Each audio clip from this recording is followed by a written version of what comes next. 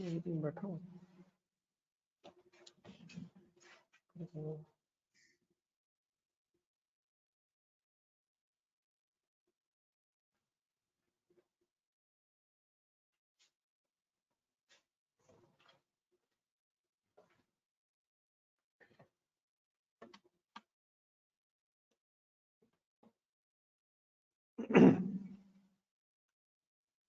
जी उस्मान साहब वालेकुम सलाम।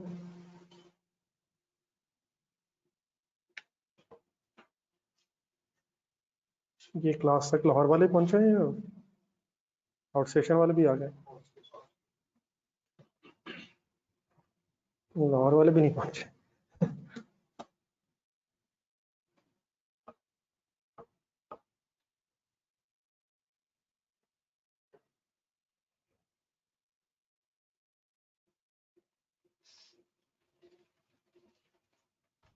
जी सर, कैसे हो पेपर? रिजल्ट कब है?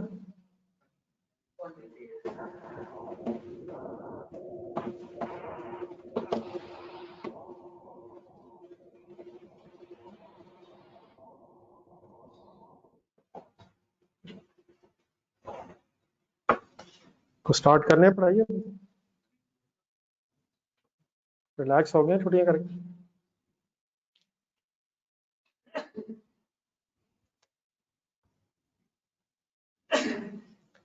जी आसिम साहब वालेकुम सलाम।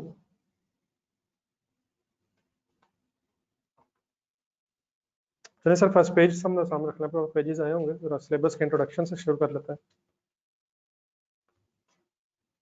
जी वालेकुम सलाम ऑनलाइन स्टूडेंट सारे।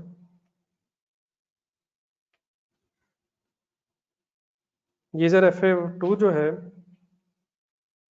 ये it is simply an extension of FA1। जो FA1 में आपने अकाउंटिंग स्टैंडर्ड्स पढ़े हैं, उसके बाद अब आगे जाके अब आपने फर्दर कुछ अकाउंटिंग स्टैंडर्ड्स पढ़ने हैं। फाइनेंशियल अकाउंटिंग की कुछ बेस बनती जा रही है आपकी, पहले इंट्रो में, फिर FA1 में, और उसी से FA2 में, फिर फाइनल में। पढ़ने के लिहाज से अगर देखा जाए तो FA2 में अब पढ़ने के एंगल से कोई खास डिफिकल्टी नहीं है। जो भी चीज़ होगी वो अगर आप रीजनेबल एक कोशिश करेंगे आपको समझ तो आ जाएगी। मेन प्रॉब्लम सिर्फ फिर वही होगा कि ज़रा सिलेबस ज़्यादा है, प्रैक्टिस रिक्वायर्ड होती है। लेकिन जिस तरह से ज़रा कॉस्ट अकाउंटिंग है वो ज़रा बिल्कुल हट के ज़रा हो जाती है। फाइनेंशियल अकाउंटिंग FA2 मेरा ख्याल है उस तरह का इशू नहीं बनेगा। सबसे टफ अगर देखा जाए तो मेरा ख्याल है फाइनेंशियल अकाउंटिंग में भी इंट्रो थी पहले। कंपैरेटिवली स्पीकिंग FA1 मुश्किल होगी, या FA1 मुश्किल है या इंट्रो है कंपैरेटिवली?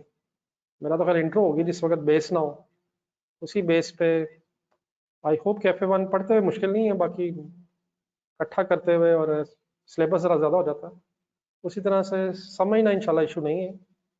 प्रॉब्लम फिर वही आएगी कि रूटीन बनानी पड़ेगी, अपने आप को डेली बेसिस पे मोटिवेट करना पड़ेगा, थ्रू आउट द सेशन पढ़ना पड़ेगा, प्रैक्टिस करनी पड़ेगी, और यही चीज़ें आपको अंदाज़ा है कि यही चीज़ें मुश्किल हो जाती हैं। फर्स्ट डे ही मुश्किल हो गया ना अगर ये देखिए देखा जाए, लेकिन माशाल्लाह आप तो आगे हैं। मेन वही है कि रूटीन बनाई जाए। छुट्टी अगर हो जाए तो कोई भी एक किसी टॉपिक के दौरान अगर छुट्टी हो जाए तो बाद में वो टॉपिक तो डिस्टर्ब होता ही होता है। आगे उस टॉपिक की कोई भी चीज़ अगर आ जाए, आपको पता है इतना टाइम तो नहीं होता है कि बाद में उसे रिवाइज किया जा सके। तो ठीक है, इंसान है, कभी कभी मजबूरन छुट्टी हो सकती है, लेकिन इंटेंशनली इस दिन ना ना सैटरडे है रहने देता हूँ, वीकेंड पे कवर कर लूँगा, वो आपको पता है वक्त गुजर जाता है। रिकॉर्डिंग लेक्चर्स तो ऑप्शन होनी नहीं चाहिए जिन लोगों ने फिजिकल एडमिशन ली है। अगर आपने ऑप्शन रखी भी गई है तो इवन देन मेरा ख्याल उसे अवेल करने को ख्वाहिश नहीं होनी चाहिए, वरना आपके सामने ये चीज़ें जब इकट्ठी हो जाती हैं तो फिर वो कैचअप नहीं होता है। क्या ख्याल है? अब तो माशाल्लाह आप वैसे भी एक्सपीरियंस लोग हैं, तो मेरा ख्याल आप मेरी बजाय आपको बताना चाहिए कि पढ़ाई कैसे होनी चाहिए। कुछ मैंने जो बताया कुछ गुजारा है, तो अगर आप ऐड करना चाहें, क्योंकि पेपर जो आता है वो तो आपके सामने है एग्जाम हॉल, तो पेपर आना वो तो चैलेंजिंग ही आना है। वहाँ आप एक फुल एफर्ट करेंगे तो पासिंग मार्क्स के नज़दीक जाते हैं। एक आध सवाल तो वैसा ही निकलना है कि जो सही तरह अटेम्प्ट नहीं होना है। अपनी तरफ से अगर 100% एफर्ट की हो बात तभी बनती है। क्या खर्च रेडी है सर फिर एक नए चैलेंज के लिए? आए शुरू में ग्रेड बनी हुई है, उस ग्रेड के नीचे जरा कुछ टॉपिक्स ढूंढते हैं जो जरा जस्ट एक इंट्रोडक्शन के एंगल से जरा नाम पता चल जाए। पुरानी चीजें कोई भी नहीं है, लेकिन ये अज्यूम्ड है कि जो पुराना नॉलेज है उसी की बेस पे हमने आगे बढ़ना है। अगर आप लिस्ट देखेंगे, जस्ट एक पहले एक नजर अगर पूरी लिस्ट देखी जाए तो दो तरह के स्टैंडर्ड्स के रेफरेंसेस आपको नजर आएंगे।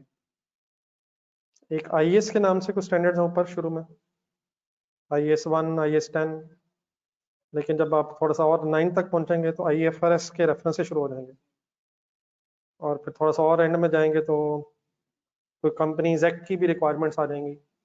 एंड में जाएंगे कोड ऑफ एथिक्स लिखा नजर आएगा। 6 पे अगर आएंगे तो IAS 37 के साथ एक IFRIC 1 लिखा हुआ है। ये क्या एब्रीविएशन बनी हुई? IFRIC। उससे 7 पे आएंगे तो IAS 38 के साथ एक SIC भी लिखा हुआ है। तो मेरे ख्याल इससे पहले कि हम ये लिस्ट पढ़ें जरा पहले जरा अपना एक कॉन्सेप्ट जरा क्लियर कर लें। आपके सामने अगर एक वर्ड बोला जाए IFRS, या एब्रीविएशन का कहना चाहिए, IFRS की एब्रीविएशन अगर बोला जाए तो आपको क्या पता चलेगा ये क्या है? It is an abbreviation of international financial reporting standards. ये वो अकाउंटिंग स्टैंडर्ड्स हैं जो पूरी दुनिया में अकाउंटेंट्स यूज करते हैं ताकि फाइनेंशियल स्टेटमेंट्स बन सकें। International financial reporting standards. अगर आपने लिखा होगा तो बाद में लिखिएगा, पहले एक मिनट बाद जरा कंप्लीट कर लो। असल में international accounting standard, international accounting standard board एक है, पूरी दुनिया के अकाउंटेंट्स की रिप्रेजेंटेशन है। एक इंटरनेशनल ऑर्गेनाइजेशन बनी हुई है, इंटरनेशनल अकाउंटिंग स्टैंडर्ड बोर्ड। इसमें पूरी दुनिया के अकाउंटेंट्स की रिप्रेजेंटेशन है। ये जो बॉडी बनी हुई है IASB, ये अकाउंटिंग स्टैंडर्ड्स डेवलप करती है। मीन्स से फॉर एग्जांपल अगर हम बेसिक स्टैंडर्ड से शुरू कर लें, IS2 बना हुआ है। दुनिया में कहीं भी अगर इन्वेंट्रीज को रिकॉर्ड करना है तो IS2 खोला जाएगा और उससे ट्रीटमेंट किया जाएगा। अगर कहीं प्रॉपर्टी प्लांट इक्विपमेंट वाली कोई आइटम है तो IS16 खोला जाएगा। तो जो different problems I real life में अकाउंटेंट्स को, तो उन अकाउंटेंट्स ने मिलजुल के स्टैंडर्डाइज इसलिए कर दिया ताकि कोई यूरोप में अकाउंटेंट हो, पाकिस्तान में कोई हो, कोई मिडिल ईस्ट में हो, जहाँ भी अकाउंटेंट्स हैं वो इन्वेंट्री का, प्रॉपर्टी प्लांट इक्विपमेंट का जो भी आइटम उसका सिमिलर ट्रीटमेंट करें। तो पूरी दुनिया के स्टैंडर्ड्स में हार्मोनाइजेशन के लिए IASB एक बोर्ड है जो अकाउंटिंग स्टैंडर्ड्स डेवलप करता है। और जो अकाउंटिंग स्टैंडर्ड्स हैं उनकी बहुत सी बुक्स हैं, 5 वॉल्यूम्स में भी है, 3 वाला भी एक सेट है, अब शायद 5 वाला ही है। तो उसको अगर देखा जाए तो उसमें IFRS लिखा होता है, international accounting, international financial reporting standards बोला जाता है। लेकिन अगर वो बुक ओपन की जाए तो उस बुक में IFRS की बुक अगर ओपन की जाए तो कुछ IAS के रेफरेंस स्टैंडर्ड्स हैं और कुछ IFRS के रेफरेंस स्टैंडर्ड्स हैं। मींस IAS1, IAS2, IAS16 वगैरह। अगर आप FA1 में जाएं तो कोई और बताएं जरा। IAS40 था, 23 था, 36 था। तो कुछ स्टैंडर्ड्स IAS के रेफरेंस है, और कुछ स्टैंडर्ड्स आप जब बन रहे हैं वो IFRS 1, 2, 3, 4 ये भी पहुंच गए, तकरीबन 16 या 17 तक शायद ये भी हो गया। सिर्फ फर्क ये है कि आप इस तरह से कहना 10-15 साल पहले तक जो स्टैंडर्ड्स बनते थे उस वक्त उन्हें अकाउंटिंग, इंटरनेशनल अकाउंटिंग स्टैंडर्ड लिखा जाता था। उस वक्त उन्हें डिनोट किया जाता था IAS, इंटरनेशनल अकाउंटिंग स्टैंडर्ड। लेकिन अब जो तकरीबन 10-15 साल से जो स्टैंडर्ड बन रहे हैं वो अब उनका जो नाम है वो IAS रखने की बजाय IFRS। In other word, simply speaking, पुराने स्टैंडर्ड्स जो अभी तक चल रहे हैं वो IAS के नाम से चल रहे हैं, और जब नए स्टैंडर्ड डेवलप होते हैं वो अब IAS के रेफरेंस से नहीं बनते, वो IFRS के नाम से। लेकिन अगर हम IFRS वर्ड यूज करें तो उसमें पुराने भी आ जाएंगे और उसमें नए भी आ जाएंगे। तो अब आप जरा अगर लिस्ट देखें अपनी, तो आपके पास कुछ स्टैंडर्ड्स पुराने वाले जो अभी तक एप्लीकेबल हैं वो भी आपके सिलेबस में है, IAS1, IAS 10, 37, 12 वगैरह, बाकी भी पढ़ लेते हैं उनके नाम। और कुछ नीचे अगर आप जाएंगे तो IFRS के रेफरेंस से भी कुछ स्टैंडर्ड्स आपके सिलेबस में, जो इन फर्दर रिमेनिंग रह जाएंगे जो ना FA1 में अपने पढ़े ना FA2 में पढ़ रहे हैं, वो फिर बाद में जाके फाइनल में आ जाएंगे। लेकिन देन अभी हमने देखा था नंबर 6, तो उसमें IAS 37 के साथ एक IFRIC 1 भी लिखा हुआ है, और नंबर 7 के साथ अगर देखें तो IAS 38 के साथ एक SIC, ये भी एब्रिविएशन बनी हुई है, SIC 32 भी लिखा हुआ है। असल में इसका कॉन्सेप्ट ये है कि एक सेकंड जरा बोर्ड पे देखें, जिस जमाने में IAS बनते, IAS के नाम से स्टैंडर्ड बनते थे, इंटरनेशनल अकाउंटिंग स्टैंडर्ड्स, IAS के रेफरेंस से स्टैंडर्ड बनते थे, तो रियल लाइफ में अगर कोई स्टैंडर्ड अप्लाई करते हुए अकाउंटेंट्स को कोई प्रॉब्लम आता था, जिस जमाने में IAS के रेफरेंस से स्टैंडर्ड्स बनाए जाते थे, उस जमाने में किसी स्टैंडर्ड की एप्लीकेशन के दौरान अगर अकाउंटेंट्स को कोई प्रॉब्लम महसूस होता था, तो वो फिर दोबारा IASB बोर्ड को अप्रोच करते थे। एग्जिस्टिंग स्टैंडर्ड्स में अगर कोई फर्दर क्लैरिफिकेशन देनी हो, तो जिस जमाने में IAS के रेफरेंस स्टैंडर्ड्स बनते थे, तो उस जमाने में फर्दर अगर किसी स्टैंडर्ड में क्लैरिफिकेशन देनी होती थी, तो फिर वो SIC के रेफरेंस से दी जाती थी। SIC is reference of standing interpretation committee है, जो एग्जिस्टिंग स्टैंडर्ड्स को अप्लाई करते हुए अगर अकाउंटेंट्स को कोई प्रॉब्लम आता था, तो उस प्रॉब्लम को अकाउंटेंट्स ने कैसे रिजॉल्व करना है, वो जो फर्दर गाइडेंस दी जाती थी, वो SIC means standing interpretation committee guidance कहलाती थी। इसकी भी फिर नंबरिंग थी 1 2 3 4, और ये भी अब उसमें से सिर्फ एक सिलेबस में आपके है 32। ये तकरीबन आज से 20 साल पहले, लेट मी कंप्लीट, आज से तकरीबन 20-22 साल पहले, 2001 की बात है, जिस जमाने में ये जरा IT थोड़ा सा वेबसाइट्स जरा आना शुरू हुई थी। तो असल में ये IAS 38 जो है ना, ये इंटेंजिबल एसेट से रिलेटेड है। इंटेंजिबल एसेट्स का मतलब जिनके फिजिकल एग्जिस्टेंस ना हो, कोई सॉफ्टवेयर है, उस जमाने में ये फिर वेबसाइट्स बनना शुरू हुई। तो पहले तो ये वेबसाइट्स नहीं थी, तो एग्जिस्टिंग जो IAS 38 था, उसमें वेबसाइट्स के हवाले से कोई इंफॉर्मेशन, कोई गाइडेंस थी नहीं। अब वेबसाइट क्या कोई इंटेंजिबल एसेट है भी या नहीं है, ये उस जमाने में एक सवाल अराइज हुआ था। तो उस सवाल की को जब अकाउंटेंट्स ने एक क्वेश्चन रेज किया, उसका फिर जो आंसर दिया गया, वो मैं उस डिटेल में नहीं जा रहा कि उसका आंसर क्या दिया गया। तो वो फिर जब आंसर दिया गया, तो एग्जिस्टिंग स्टैंडर्ड मौजूद था अपनी जगह IAS 38, लेकिन उसमें जो वेबसाइट के एंगल से जो फर्दर गाइडेंस थी, वो फिर SIC 32 के रेफरेंस से जो स्टैंडर्ड उनकी आप कह लें इंटरप्रिटेशन बनी, उसमें उन्होंने फिर इसके हवाले से गाइडेंस दी। तो ये SIC है, ये क्या है, जिस जमाने में नहीं, मतलब जिस जमाने में IAS के रेफरेंस स्टैंडर्ड्स बनते थे, उस जमाने में अगर कोई फर्दर क्लैरिफिकेशन किसी एग्जिस्टिंग स्टैंडर्ड में देनी होती थी, तो फिर वो SIC के रेफरेंस एक स्टेटमेंट बना दी जाती थी। तो बहुत सी ये स्टेटमेंट्स हैं, लेकिन उसमें से सिर्फ कौन सी आपके सिलेबस में 32 नंबर है, जो फिर वेबसाइट से डील करती है। तो वो फिर जब हम IAS 38 पढ़ेंगे तो ये भी डिस्कस करेंगे कि अगर कोई वेबसाइट हो तो वो इंटेंजिबल एसेट है या नहीं है, कौन सी वेबसाइट। फिर वेबसाइट्स भी आपको मेरे से ज़्यादा बेहतर पता है, बहुत सी होती हैं, वो उस जमाने में इंशाल्लाह बताएंगे मुझे। तो फिर उनमें से कौन सी ऐसी हैं जो website as an intangible asset capitalise होती हैं, किन पे डेवलप करने पे अगर खर्चा आया भी है तो एक्सपेंस आउट ही होता है, ये सारा ट्रीटमेंट SIC 32 में आप पढ़ेंगे।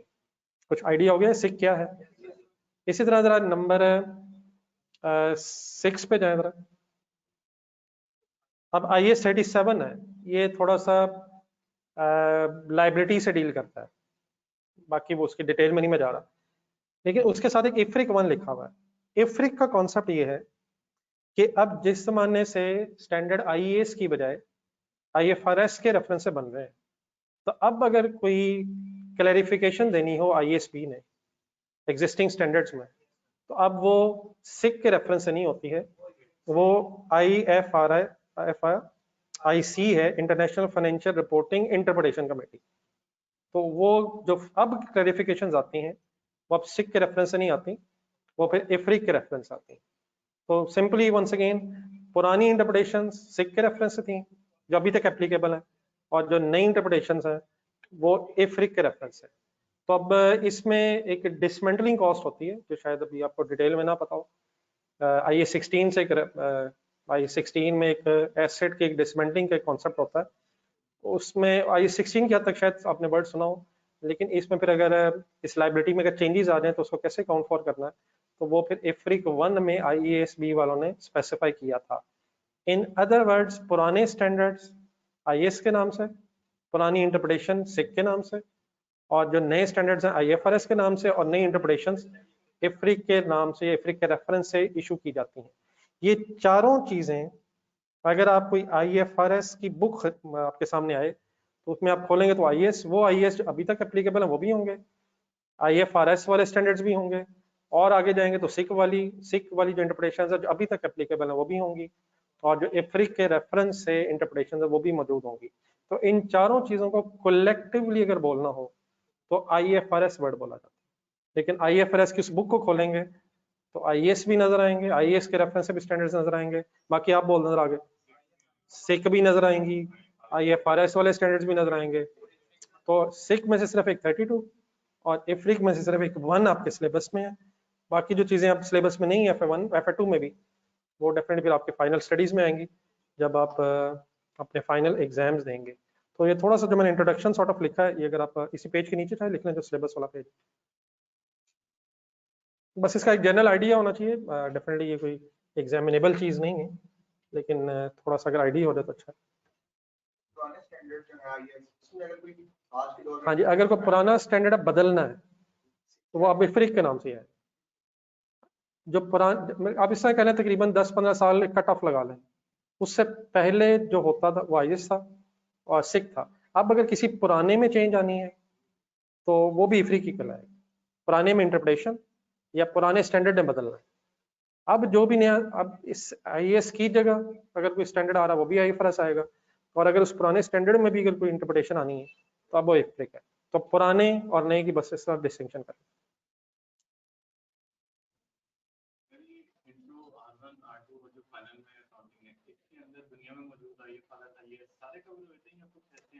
नहीं मतलब जो नॉर्मली आपको यूज करने होते हैं दुनिया में वो कवर हो जाते हैं, लेकिन डेफिनेटली कुछ चीज़ें ज़रा स्पेसिफिक होती हैं लाइक इंश्योरेंस वगैरह, वो फिर मेरा ख्याल सिलेबस में उसमें पूछी नहीं जाती हैं। वो अगर कभी, क्योंकि वो नॉर्मल नहीं है, वरना सिलेबस का पार्ट है वो, लेकिन उस तरह से एग्जामिनर टच मतलब पूछता नहीं है, इसलिए शायद पढ़ाते नहीं है। वरना तकरीबन दुनिया में जो सब कुछ हो रहा है उसका आइडिया आपको फाइनल तक हो जाएगा।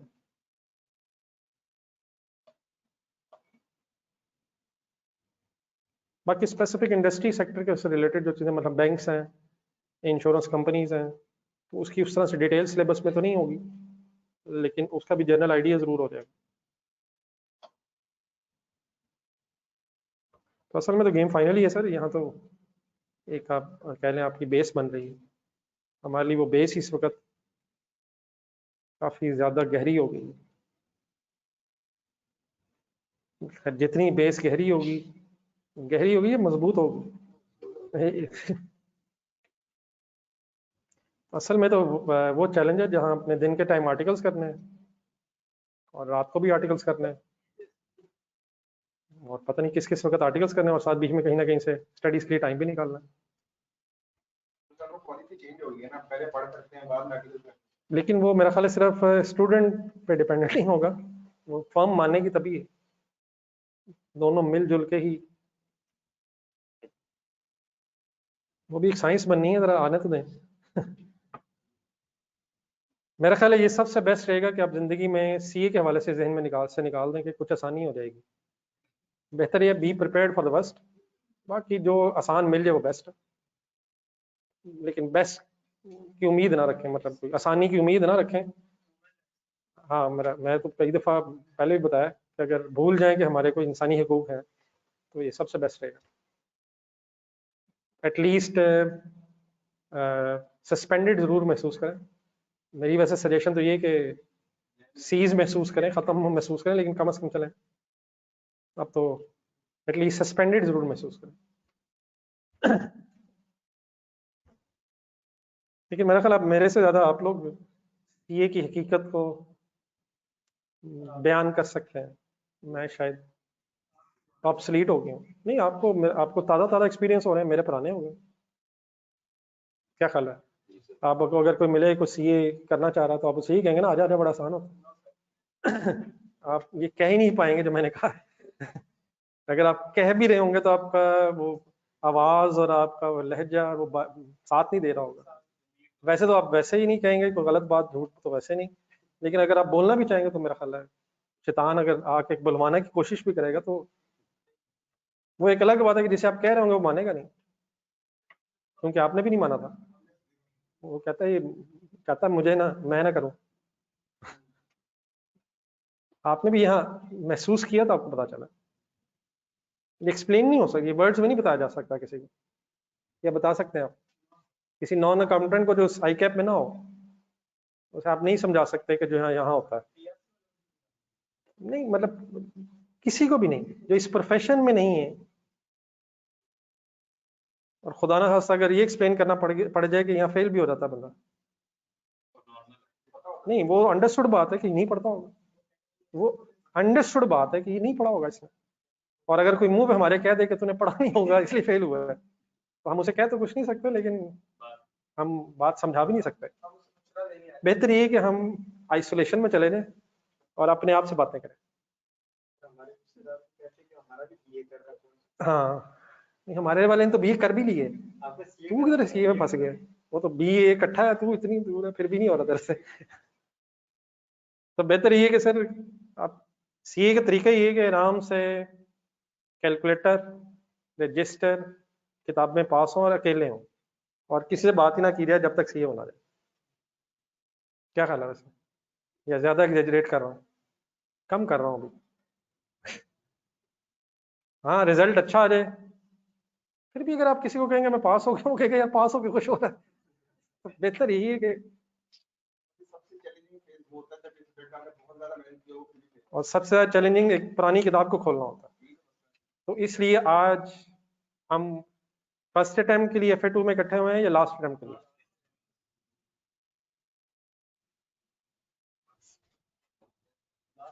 लास्ट ही समझे सर, वरना फर्स्ट के बाद तो फिर सेकंड थर्ड गेम शुरू हो जाती है। तो फर्स्ट एंड लास्ट जरूर करें, चलें लास्ट नहीं दिल मान रहा तो एक किताब जिसके बारे में आपका ख्याल है कि आपने पहले पढ़ी हुई है, उसका दोबारा खोलना नामुमकिनात में से लगता है, ऐसे मुझे आती है लेकिन मजबूरी खोलनी पड़ती है, लेकिन उसे खोलना बहुत डिफिकल्ट है। और फिर वो जिस टाइम दोबारा खुलती है वो भी देर हो गई होती है। पढ़ लूंगा, आता है आता है आता है, तो वो सबसे ज्यादा डिस्टर्बिंग चीज है। तो प्लीज मोटिवेट योरसेल्फ।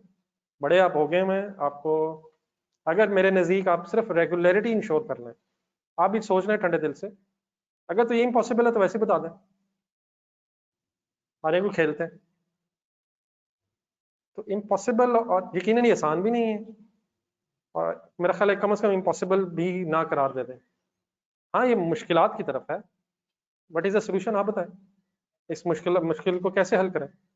ये दो तीन चीजें बेसिक हैं जो काउंट करती हैं एट द एंड। आखिरी जरा आखिरी जरा जो प्रिपरेशन का जो टाइम होता है वो जहन में जरा, what is the meaning of revision. पहले सही तरह पढ़ाओ और जस्ट देखा जा रहा हो दोबारा, चंद सिलेक्टेड सवाल शायद रिवाइज किए जा रहे हैं, और अगर उस वक्त आप कोई नई चीज कर रहे हैं वो तो मेरा ख्याल है पॉसिबल भी नहीं है, और जो आता है वो भी डिस्टर्ब होगा। तो बहरहाल गारंटी तो फिर भी किसी चीज की नहीं है। एग्जाम प्रेशर अपनी जगह, क्वेश्चन ही समटाइम ऐसा पिक हो जाता है जो टाइम वेस्ट कर गया, वो सारे फैक्टर तो बात की बहस है। लेकिन अगर आपने एग्जाम हॉल तक जाना है तो उसके लिए मिनिमम रिक्वायरमेंट्स क्या है?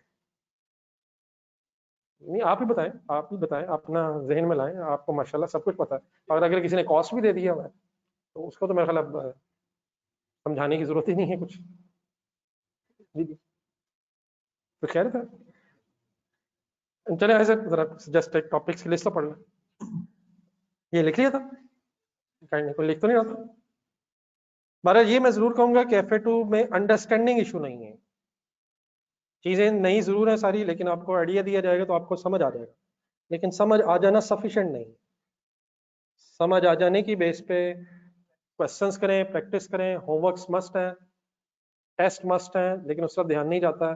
होमवर्क्स नंबर 1 होमवर्क्स मस्ट है, आपके सामने ये जितनी प्रैक्टिस हो रही है उतनी कम है, लेकिन सारे क्वेश्चंस क्लास में नहीं किए जा सकते, कुछ ना कुछ प्रैक्टिस सेल्फ प्रैक्टिस भी रिक्वायर्ड होती है। टेस्ट कंपलसरी हैं, उसके लिए मोटिवेट करना पड़ता है अपने आप को, सिलेबस भी ज़्यादा होता है, बाकी सब्जेक्ट्स भी हैं, मैनेज तो करना पड़ता है, लेकिन 4 महीने सीरियस लगाएंगे तभी बात बनेगी। ये सारी प्रॉब्लम्स अपनी जगह मौजूद है। मेरा ख्याल इतना इशू नहीं आएगा यार, कॉस्ट पढ़ लिया ना मैंने, कॉस्ट पढ़ तो रहे ना, बस ठीक है। लेकिन FA1 इतना नहीं भूला होगा जितनी की जरूरत है, रिवीजन होती रहेगी जो मैं बताऊंगा, लेकिन ये नहीं है कि उसमें से सवाल आ जाएगा। थोड़ा सा बीच में जितना जितना लिंक होगा उतना तो आपको याद आ जाएगा। ये बुक की बेटा जब जरूरत पड़ेगी तो इंशाल्लाह अवेलेबल हो जाएंगे, अभी 1-2 दिन मेरे ख्याल लग जाएंगे, तो अभी मेरे ख्याल बुक्स की टेंशन की जरूरत नहीं है। चले आइए सर, जरा लिस्ट पढ़ लें जरा। नंबर 1 बताइए जी क्या लिखा हुआ। IS1 फाइनेंशियल स्टेटमेंट्स की प्रेजेंटेशन। फाइनेंशियल स्टेटमेंट जब बोला जाता है तो 5 कंपोनेंट्स ध्यान में लाएं आप। आप यकीनन इसमें स्टेटमेंट ऑफ, चले बोल दे जरा, financial position, comprehensive income, statement of changes in equity, statement of cash flow और नोट्स। कैश फ्लो स्टेटमेंट अब उस तरह से सिलेबस में नहीं है, लेकिन चेंजेस इन इक्विटी कहीं ना कहीं दोबारा आ सकती है। Statement of financial position, profit and loss statement, ये बनानी पड़ सकती हैं। कैश फ्लो शायद अब टेस्टेबल नहीं है। नोट्स जिस तरह FA1 में थे उसी तरह FA2 में भी आएंगे, लाइक IS16 आ जाएगा जहन में नोट्स। और कहाँ IS40, और कोई एक याद करवाएं। 20 में नोट्स थ्योरेटिकल चले, यानी कि नोट्स ऑफ फाइनेंशियल स्टेटमेंट से जरा याद करा रहा हूँ। और FA2 में तो हर जगह नोट्स नोट्स नोट्स। तो ये जो एक्स्ट्रा डिस्क्लोजर्स हैं, जो भी स्टैंडर्ड हम पढ़ेंगे उसमें डिस्क्लोजर्स आएंगे, तो डिस्क्लोजर्स के लिए नोट्स बनेंगे। तो अब ये कह लें फर्स्ट जो टॉपिक है उसमें मेन नोट्स का एरिया आएगा, यानी कि जो बार बार हमें डिफरेंट स्टैंडर्ड्स में बनाने पड़ेंगे। बाकी स्टेटमेंट ऑफ कैश फ्लो का ऐसे टॉपिक अब FA2 में टेस्टेबल नहीं है। Statement of financial position, comprehensive income, changes in equity, ये कहीं ना कहीं क्वेश्चंस में आ जानी है। चलो आगे। देन उसके बाद नंबर 2 में लिखा हुआ IS10। ये कंपैरेटिवली एक छोटा स्टैंडर्ड है, लेकिन इसका जो सवाल है नीचे नंबर 6 में जाए, IS37 के साथ नॉर्मली मिक्स होके आता है। सिनेरियो बेस्ड क्वेश्चंस होते हैं, जिस तरह अगर हम FA1 जहन में लाएं तो शायद IS20 में जिस तरह क्वेश्चंस नहीं आते, जरा शॉर्ट शॉर्ट क्वेश्चन, जरा सिनेरियो बेस्ड था, लेकिन इसमें क्वेश्चन बड़ा भी आ जाता है, लेकिन जरा थ्योरेटिकली सिनेरियोस आता है जिसे आपने एक्सप्लेन करना होता है।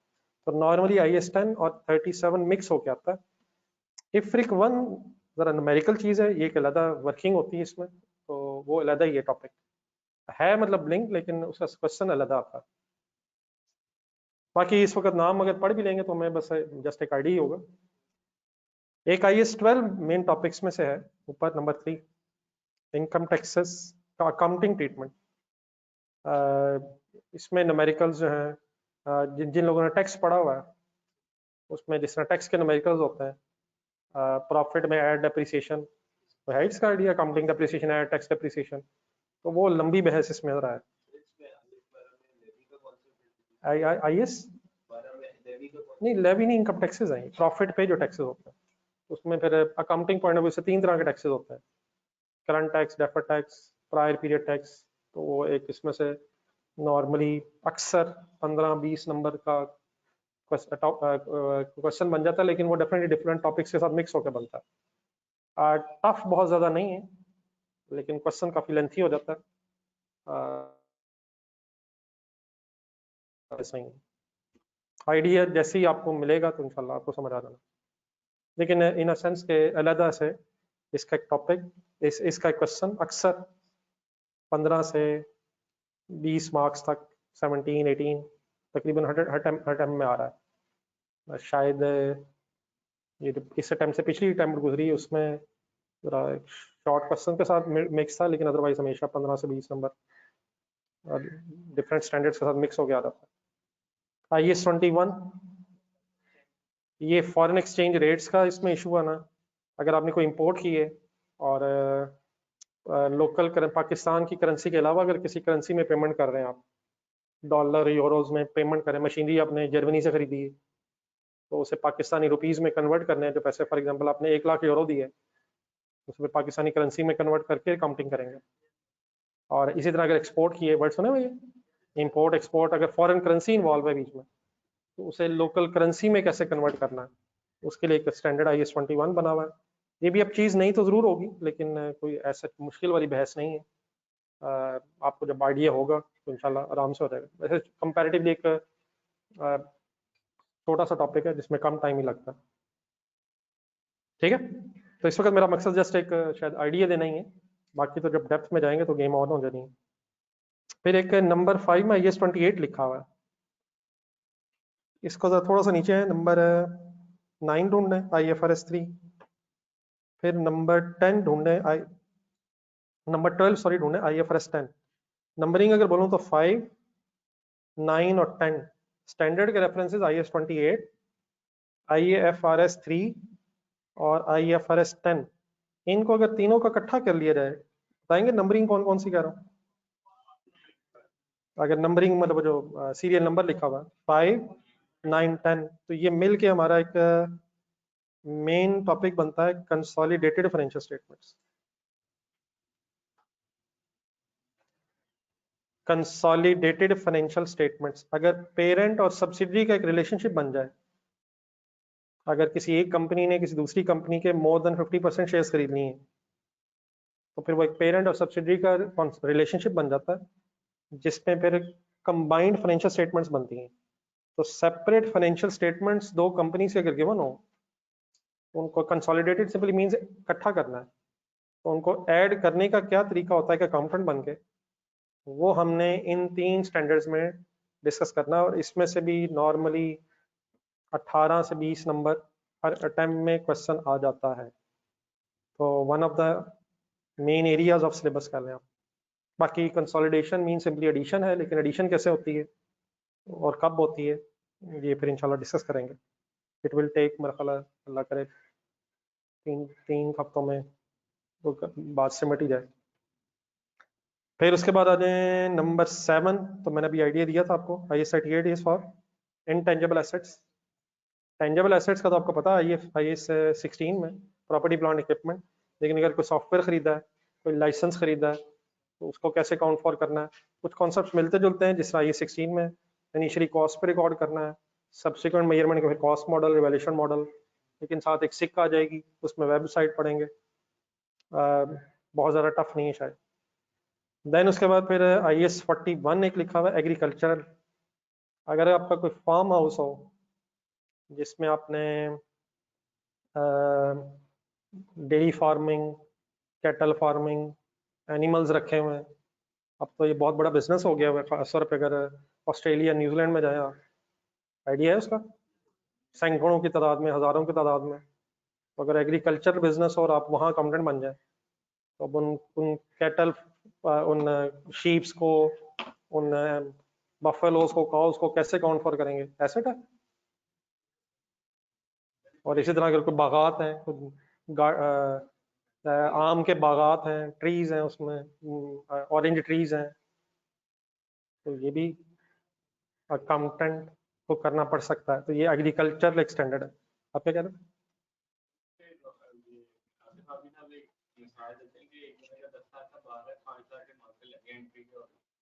हाँ, तो ये एंट्री क्या होगी वही बताऊंगा, आप बताएं ऐसे क्या एंट्री होगी अगर माल्टे उगाए हैं। तो वही ना, वही डिस्कस होना है कि फेयर वैल्यू पे रखना है, कॉस्ट पे रखना है, डेप्रिशिएट करना है या नहीं करना, इस तरह के सारे प्रॉब्लम्स आएंगे, तो इंशाल्लाह उसको बताइएगा। अगर आपको कोई 50-60 लाख रुपए की जॉब मिल जाए किसी एग्रीकल्चर बिजनेस में, तो कर लेंगे? हाँ जी, चलें, महीने के अगर मिल रहे हो तो कर लेंगे सर, लेकिन वहाँ IS 41 पता होना चाहिए ना, तो मतलब इसी नीयत से पढ़ना है ना यार। नहीं, जाके हम ही सीख लेंगे, उसने इंटरव्यू में पूछ लिया माल्टों की एंट्री बताओ, हम अपनी तौहीन तो नहीं ना समझेंगे, माल्टे अगर लाखों माल्टे हो तो एंट्री बता देंगे। जी सर, IFRS 3 की बात हो कंसोलिडेशन के साथ होगी है। IFRS 8 एक थ्योरेटिकल स्टैंडर्ड है, ये डिस्क्लोज वाला है।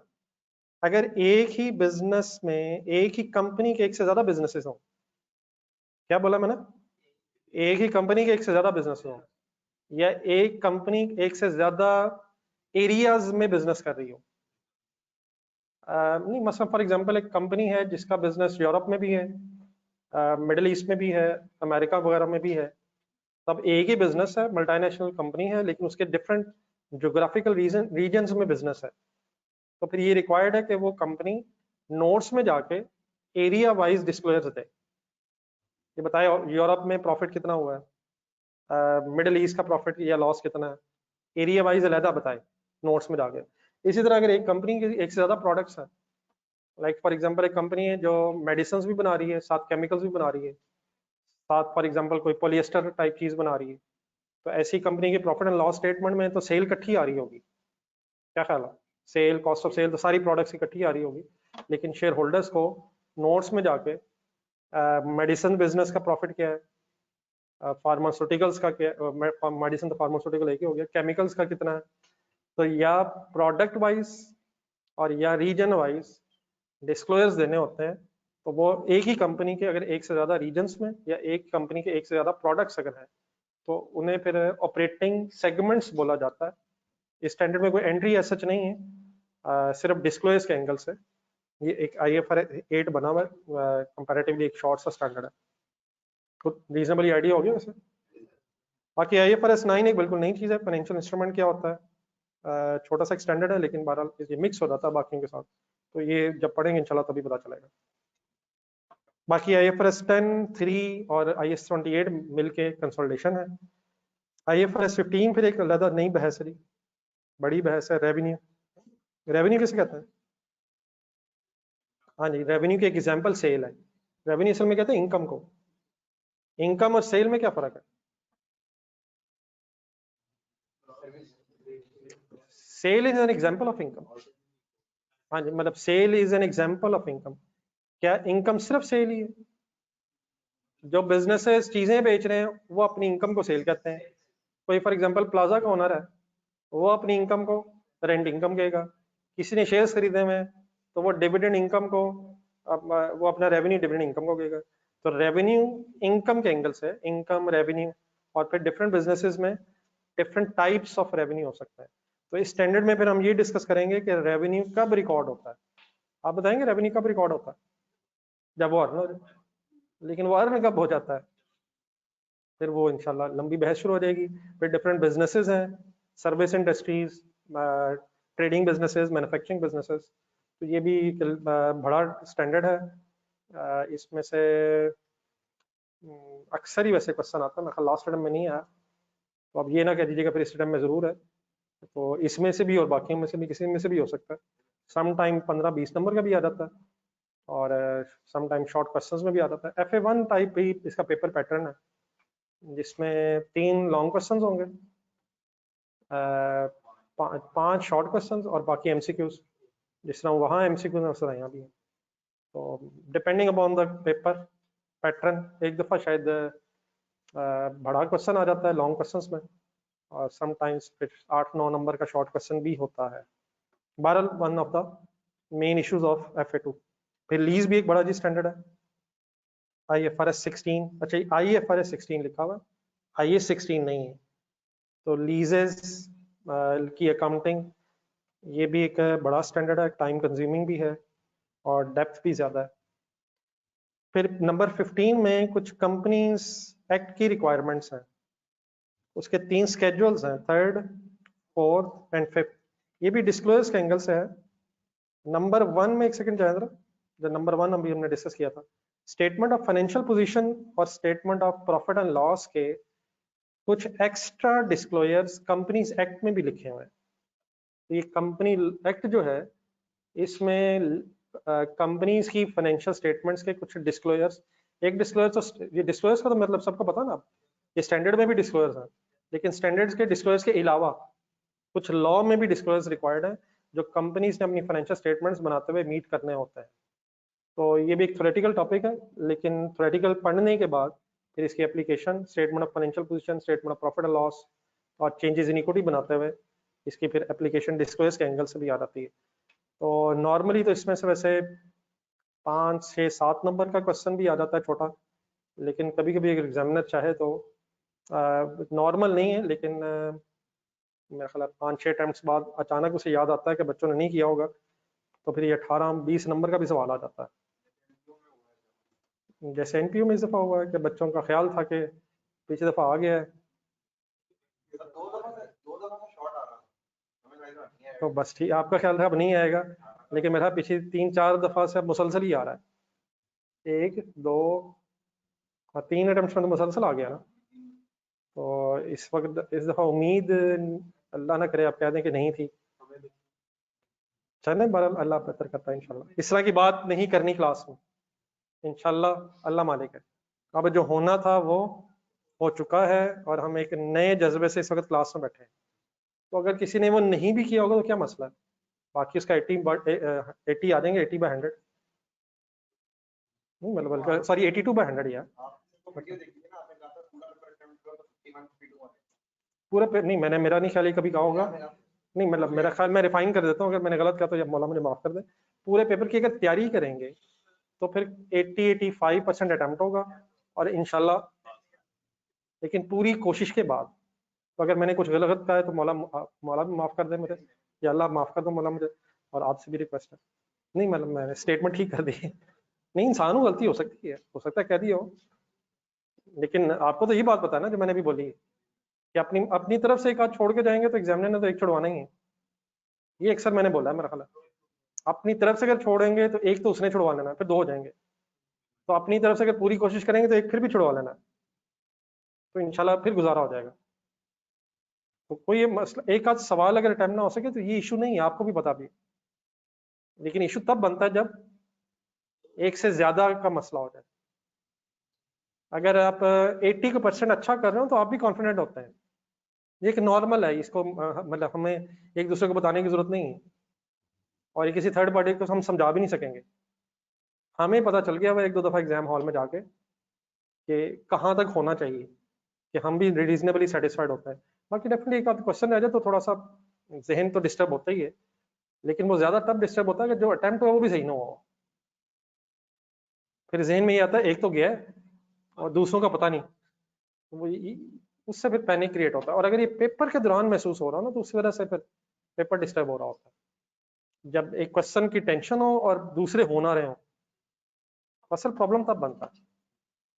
बाकी एग्जाम के डायनामिक्स अपने हैं, एग्जाम हॉल का एक्सपीरियंस यहाँ खड़े होके यहाँ बैठ के महसूस नहीं किया जा सकता। आप जितना मर्जी तैयारी कर लें, वहाँ की जब 9 बजे गेम शुरू होती है तो वो एक नई दुनिया है, वो एक नई दुनिया है। 12:15 बजे वो दुनिया खत्म हो जाती है, तो उसके बाद फिर वो नहीं महसूस हो सकता। हाँ वो एक्सपीरियंस रह सकता है, और मेरा ख्याल में वो जो एक्सपीरियंस अल्लाह करे वो ये रहे कि मुझे अपनी बेस्ट एफर्ट करनी है, उसके अलावा कोई शॉर्टकट नहीं है। बाकी प्लस माइनस जिंदगी का हिस्सा है।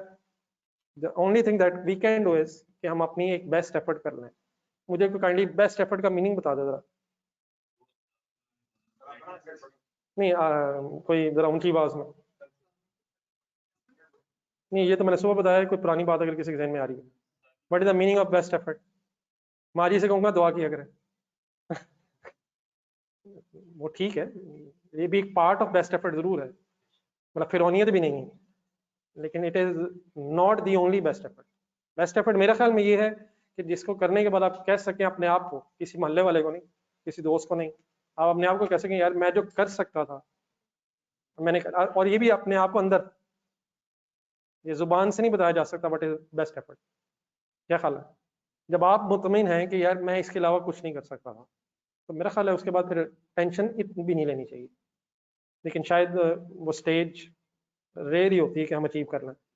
खाना भी है, सोना भी है, वो ठीक है, इंसान है, कभी कभी इधर उधर भी जाना है, वो है, लेकिन जो टाइम वेस्ट हो रहा है अल्लाह करे कि हम उसको वेस्ट ना करें। बाकी ये काम वाकई सीरियस है, इसमें भी कोई शक नहीं। ये कहना बड़ा आसान है मेरे लिए कि रेगुलर पढ़ो, साथ साथ पढ़ो, लेकिन ये अप्लाई करना इतना ईजी भी नहीं है, लेकिन चॉइस भी नहीं है। ठीक है sir, coming back sir last. जी सर फाइनली एक थ्योरेटिकल शॉर्ट सा थ्योरेटिकल टॉपिक भी है, कोड ऑफ एथिक्स, ये मेरा ख्याल है जो टेक्स्ट पढ़ चुके हैं उसमें भी है। और कहाँ है? कंपनी लॉ में भी है। कंपनी लॉ में भी आ गया, ऑडिट में भी है, अकाउंटिंग में भी है। लेकिन इसका प्रॉब्लम ये है कि अगर आप किसी और जगह पढ़ रहे होंगे तो अकाउंटिंग में पढ़ते हुए आप कहेंगे यार मैंने वहाँ पढ़ा हुआ है, और जब कभी वहाँ पढ़ने लगेंगे तो फिर आप कहेंगे मैंने यहाँ पढ़ा हुआ है, हालांकि ना वहाँ पढ़ा है ना यहाँ पढ़ा है। तो किसी एक जगह जरूर सही तरह पढ़ लीजिएगा। तो वो जगह कौन सी है मेरा ख्याल है वो FA2 ही ठीक है। ये जब भी खुलता है मैंने टैक्स में पढ़ा हुआ है, जो ऑडिट पढ़ रहे होते हैं सर ये तो ऑडिट में पढ़ा हुआ है, सर ये वही है। तो मेरी रिक्वेस्ट होती है यार पढ़ के तो देख लो। तो कोई पता नहीं चलता है एक दो नंबर कहाँ से आ जाए, और यही रिक्वायर्ड होता है। तो 5, 6, 7 marks, sometimes scenario based, sometimes MCQs। छोड़ने वाली बहस आपको पता चल चुकी है कि हो ही नहीं सकती है। बड़े बड़े टॉपिक्स अगर गिने जाएं मीन्स है जिन पर ज़रा टाइम ज़्यादा लग जाता है, IAS 12 है, कंसोलिडेशन है, IFRS 15 है, लीज है। ये मतलब मेन आप टॉपिक्स कह सकते हैं जिन्हें करते हुए ज़रा टाइम। कौन से गिनवाए मैंने?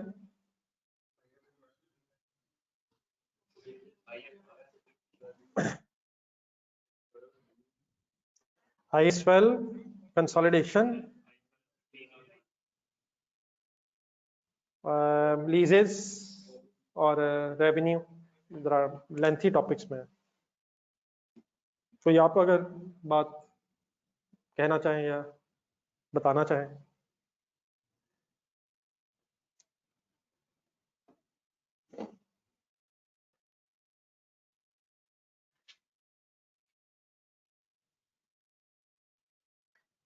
चले थोड़ी सी डिस्कशन अगर स्टार्ट कर ही नहीं यार, आपको एक्साइट मिला होगा। जरा आज हम अपनी डिस्कशन जरा लीज से स्टार्ट करते हैं।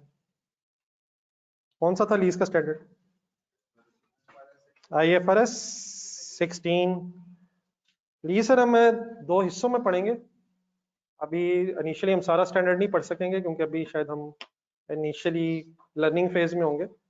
एक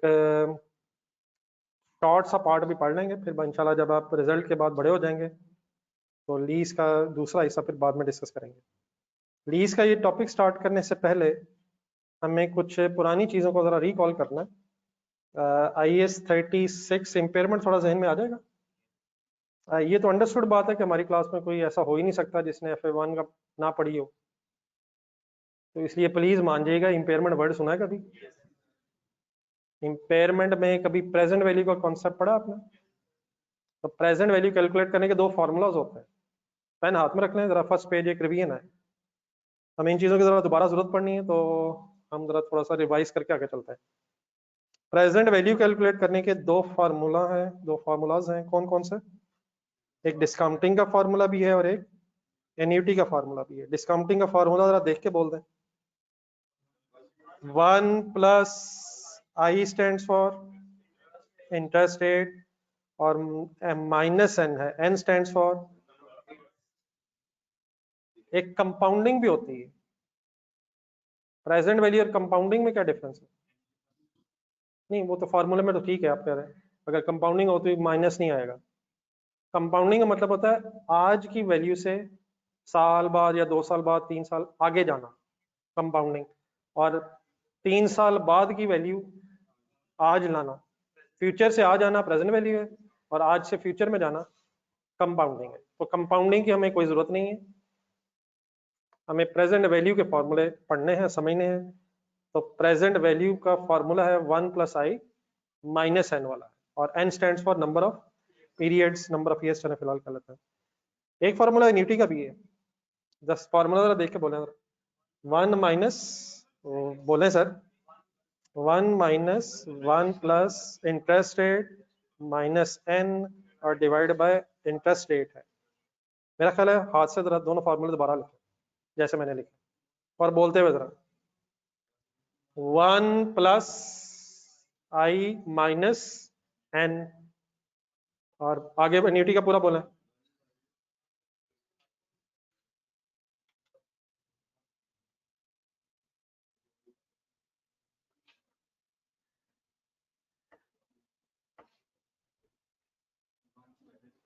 जब भी आपने प्रेजेंट वैल्यू कैलकुलेट करनी हो तो आप फॉर्मूला यूज करेंगे डिस्काउंटिंग वाला। एन्युटी का भी यूज होता है, वो मेरे पे छोड़ा। हाँ जी, वो जस्ट रिवीजन। नीचे एग्जांपल्स छोटी छोटी लिखी हुई आए, जरा वो मेरे साथ साथ पढ़े जरा। कैलकुलेटर्स निकालना है? आज अगर नहीं भी है तो काइंडली प्लीज कल से जरूर हो यार। वैसे तो मेरा ख्याल है कि सबको याद ही रहा होगा। कोई नहीं, अगर आज नहीं भी है तो काइंडली कल जरूर। अच्छा है तो जी, एक एग्जांपल पढ़ना फर्स्ट जो इमीडिएटली फार्मूलों के नीचे लिखी हुई है। A company is required to pay 1 lakh at the end of 5 years। 5 साल बाद 1 लाख देना है और सपोज इंटरेस्ट रेट 10% है। प्रेजेंट वैल्यू अपनी कैलकुलेट करनी है।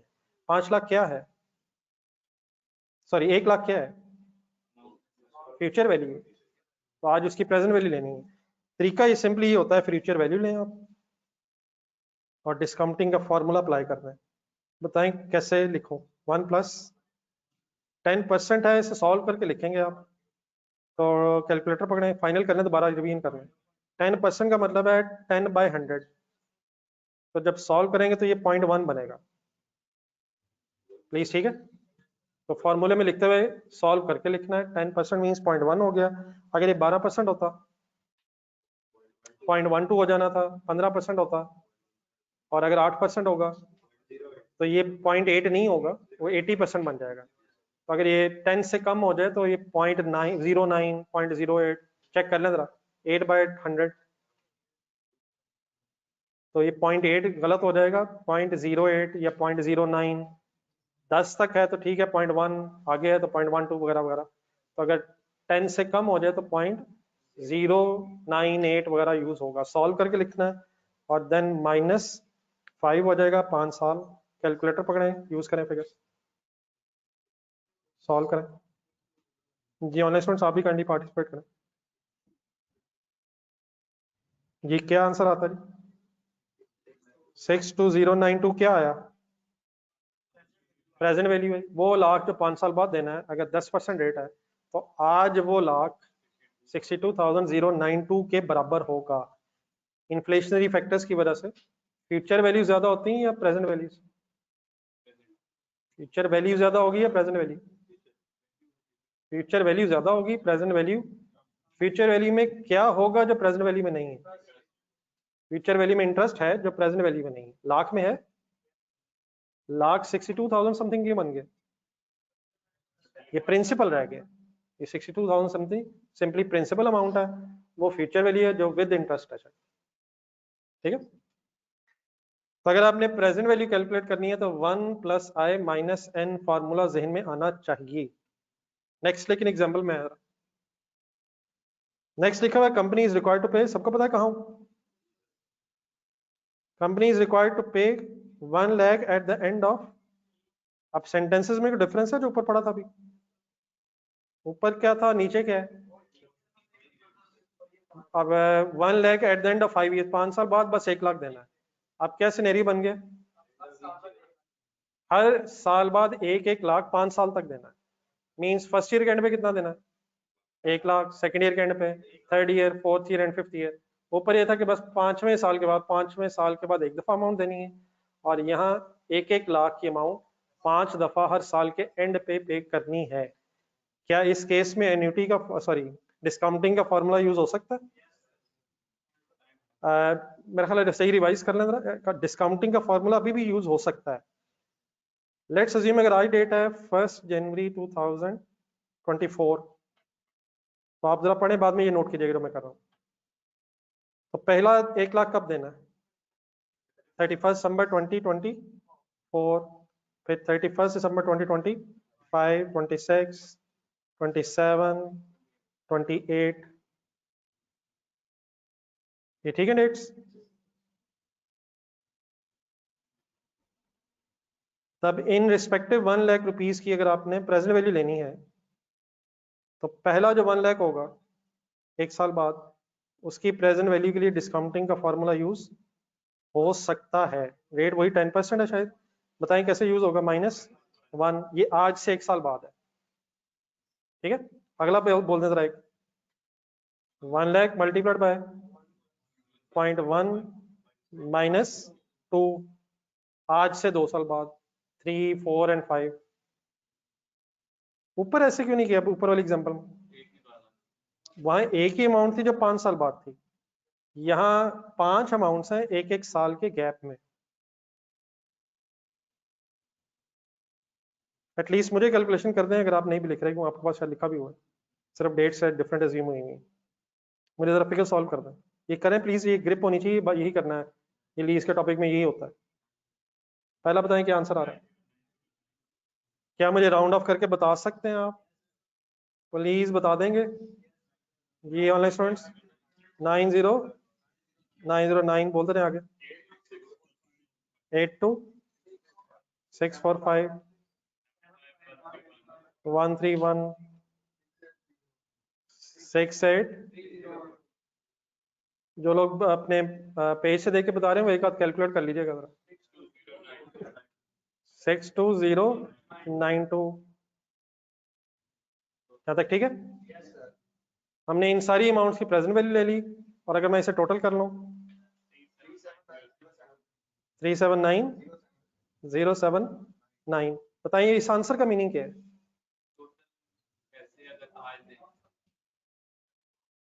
जरा थोड़ा सा काइंडली जरा एक्सप्लेन करने की कोशिश करें, ये 379079 का क्या मीनिंग है?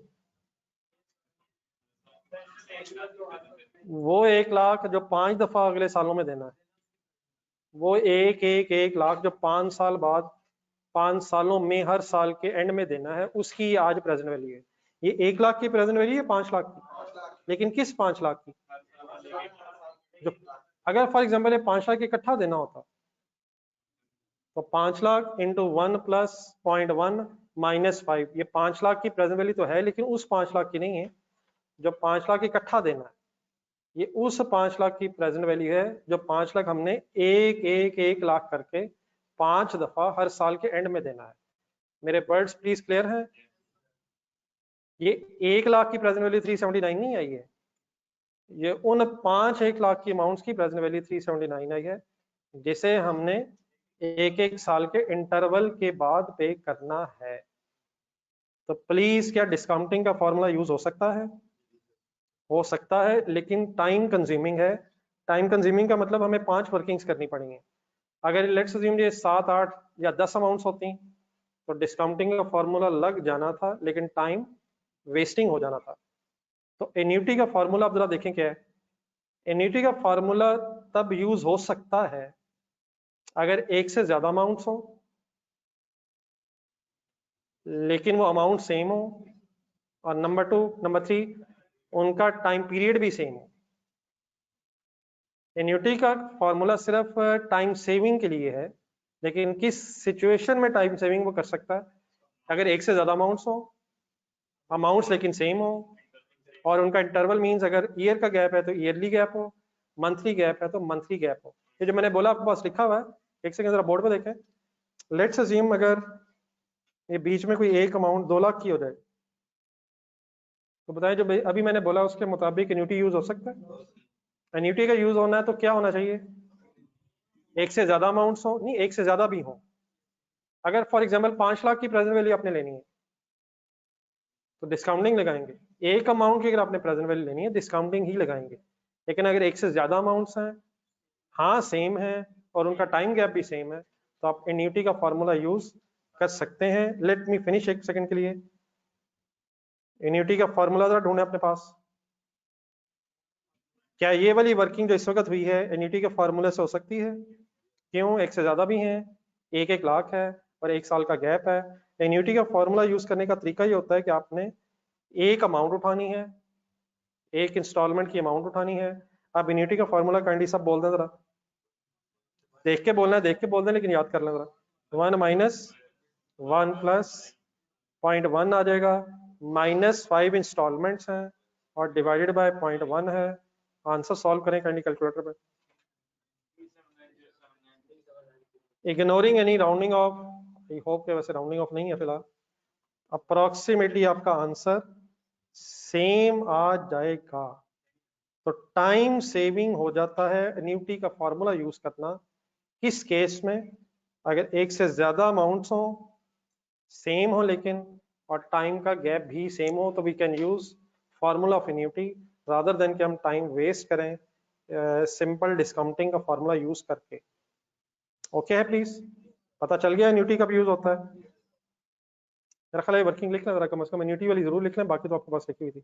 यहाँ आपके पास हुआ है टोटल एक उसके नीचे जरा एक फार्मूला काइंडली देख के लिख लें, ये बार बार आपने अगले कई दिन मुझे वर्किंग करवानी है। जी ऑनलाइन स्टूडेंट्स आपको याद आ गया?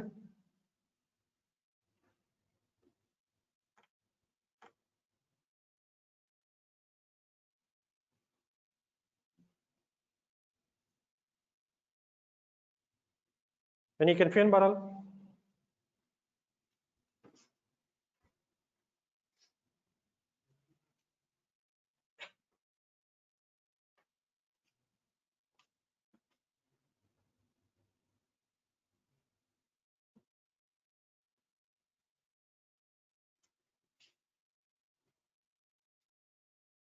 जी नोटेड है। जो मैंने आपके सामने एक 3 चीजें बोली हैं, वो जरा आपके पास लिखी भी है, एक पैराग्राफ लिखा हुआ, जरा ढूंढ के जरा पढ़ लें एक नजर। In order to simplify the above calculation of present value, we can use a formula of, इसमें 3 चीजें ढूंढना है, more than one amount.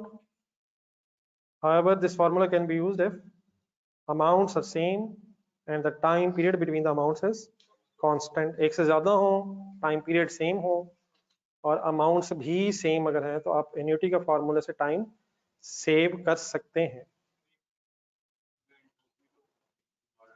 Definitely वो तो फिर बहुत सारे हो जाएंगे, अगर इंटरेस्ट रेट्स में वो चेंज आ रहे हैं, वो तो हमें वैसे ही पता चल जाना।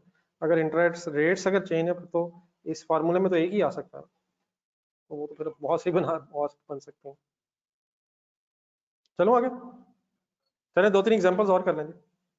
एक एग्जांपल ढूंढे 4 एनुअल इंस्टॉलमेंट्स वाली, इसी तरतीब में नीचे 4 एनुअल इंस्टॉलमेंट्स ऑफ 71,465 मिल जाएगा। Payable at the end of each year, interest rate 16%। दोबारा लाइन पढ़ के बताएं, एन्युटी लग सकता है? कैसे लगता है एन्युटी? नहीं चले, वो तो आपने देख लिया ना। अब एन्युटी लगता कैसे? इंस्टॉलमेंट की अमाउंट उठाएं, चारों मल्टीप्लाई पे 4 नहीं करना है। 71,465 एक दफा उठा लें इंस्टॉलमेंट की अमाउंट, और अब एन्युटी का फॉर्मूला लिखें, 1 माइनस 1 प्लस रेट कितना हो गया? 16%, 0.16 हो गया, माइनस बताएं 4 हो गया, 4 इंस्टॉलमेंट 0.16 लिख लें, साथ वर्किंग लिखते भी जाएंगे, राउंड ऑफ करके आंसर्स फाइनल बताते रहे। आई होप कि अब राउंडिंग ऑफ से के हवाले से तो कंफर्टेबल हो गए। Exam hall is beyond rounding off, वहां याद आता है राउंडिंग ऑफ? करूं ना करूं? जी नहीं, ये ज्यादा, यही तो मैं कह रहा था, डिस्टर्ब करेगा ना। ये सिर्फ इसकी प्रेजेंट वैल्यू नहीं आई है, ये इस जैसी 4 अमाउंट्स की present value I. 71,465 multiplied by 4 करें एक मिनट, 71,465 मल्टीप्लाइड बाय 4, ये 280 समथिंग शायद बन रहा है। तो असल में ये फ्यूचर वैल्यू है, लेकिन ये 280 इकट्ठा नहीं देना, इसे 4 इंस्टॉलमेंट्स में देना है। वो जो 280 समथिंग है उसकी ये प्रेजेंट वैल्यू है।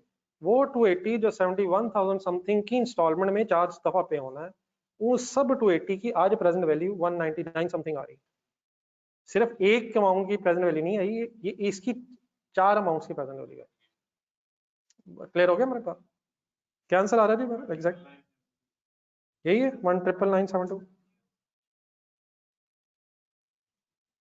क्या प्रेजेंट वैल्यू ज्यादा होनी चाहिए या future value?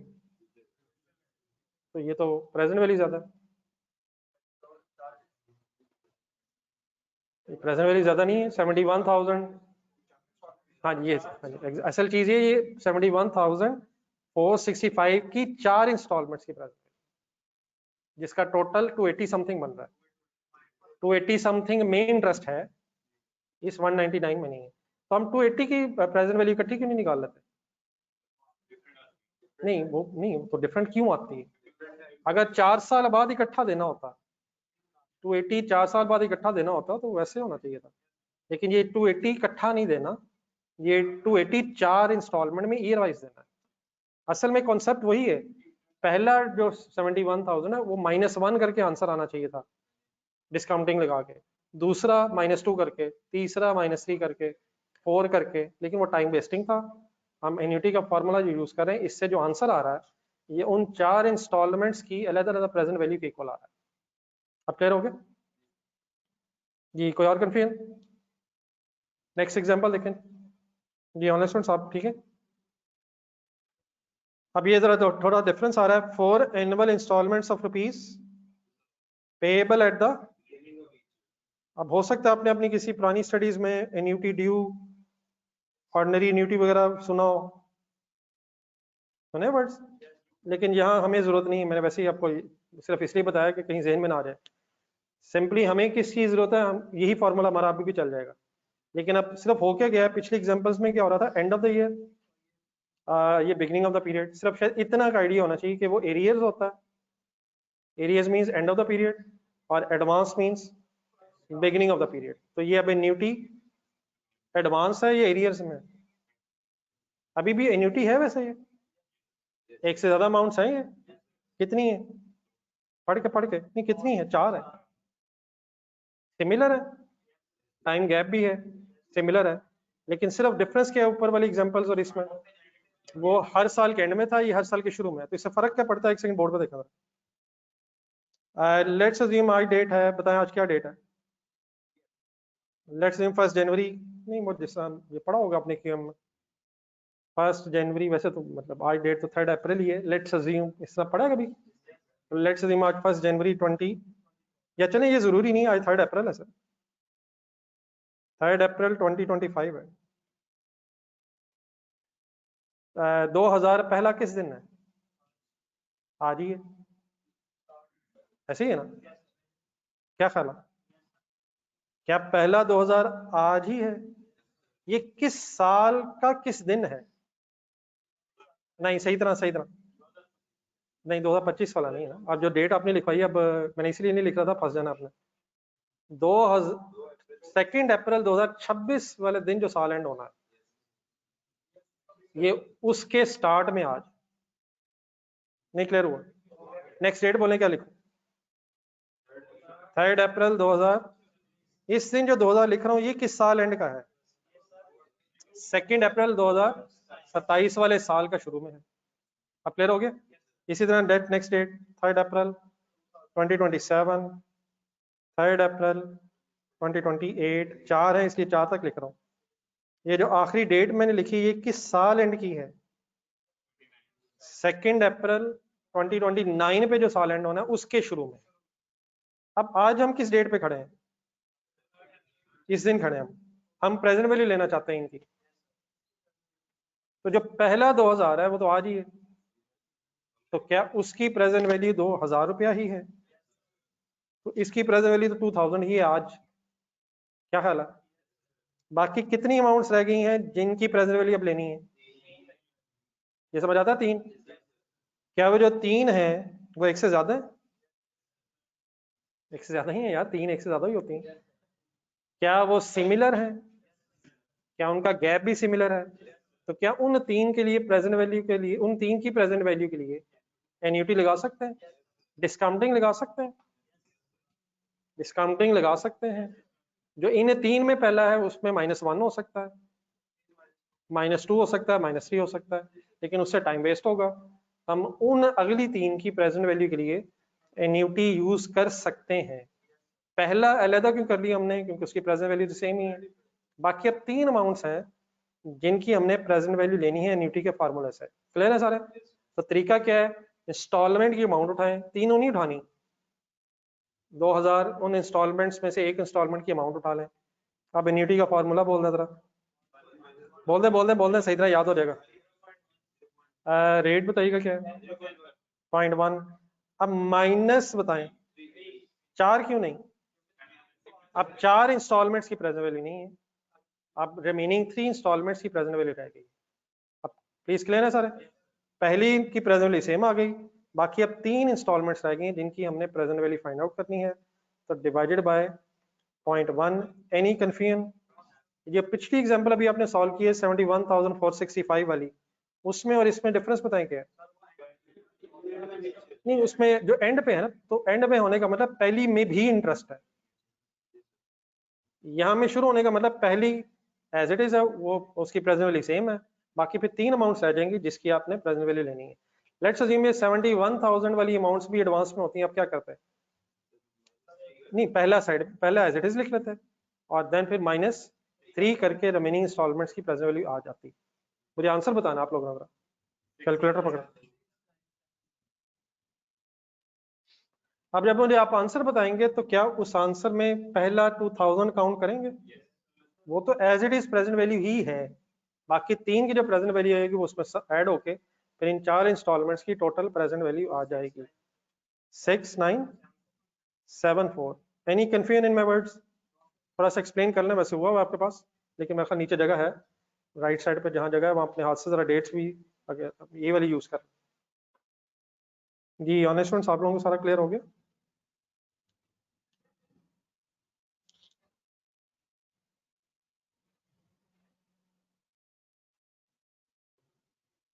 Please online students.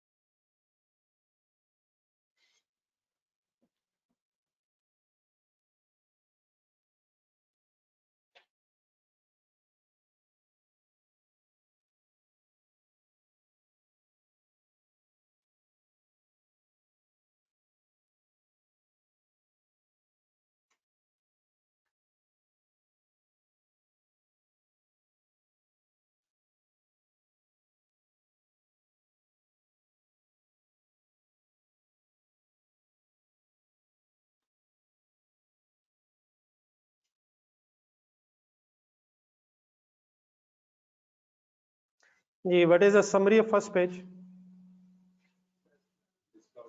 हमेशा प्रेजेंट वैल्यू के लिए आप डिस्काउंटिंग का फॉर्मूला यूज करेंगे, सवाए कि अगर एक से ज्यादा अमाउंट्स हो, सिमिलर हो और टाइम गैप सेम हो जाए तो आप एन्यूटी का फॉर्मूला भी यूज कर सकते हैं।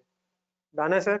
और अगर इंस्टॉलमेंट्स एडवांस में हो जाए तो पहली इंस्टॉलमेंट अलग कर लें, जो रिमेनिंग रह जाएंगी उनकी प्रेजेंट वैल्यू की वर्किंग अलग कर लें। Any confusion please? चलिए ये तो मैंने जो आपके सामने बातें की हैं ये तो जस्ट आपको इसलिए मैंने याद करवा दी है ताकि क्योंकि उसने हमारे टॉपिक में यूज होना है। तो अगर आप सेकंड पेज सामने रखना, अब शुरू कर लें आज या कल से स्टार्ट कर लें? करें जी, जज़ाकल्लाह जी।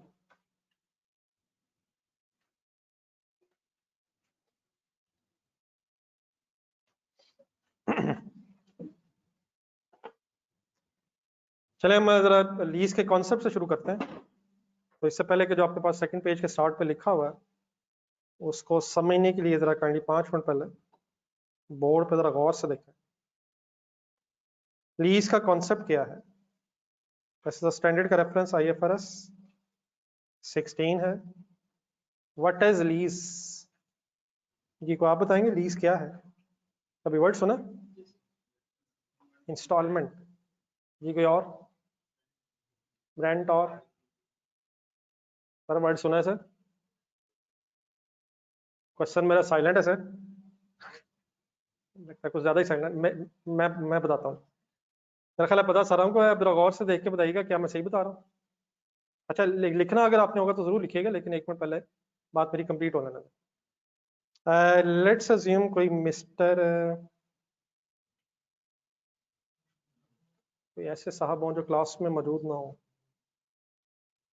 तो मिस्टर जॉन है।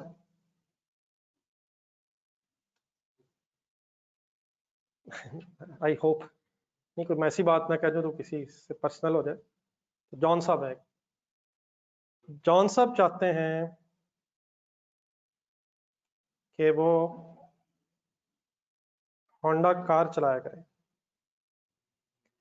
और जो होंडा कार उन्हें पसंद है वो सपोज 80 लाख रुपीस की है। Please serious. जी जॉन साहब क्या चाह रहे हैं सर? प्लीज यार, क्या चाह रहे हैं? होंडा कार चलाएं, और जो होंडा कार उन्हें पसंद है उसकी कॉस्ट क्या है?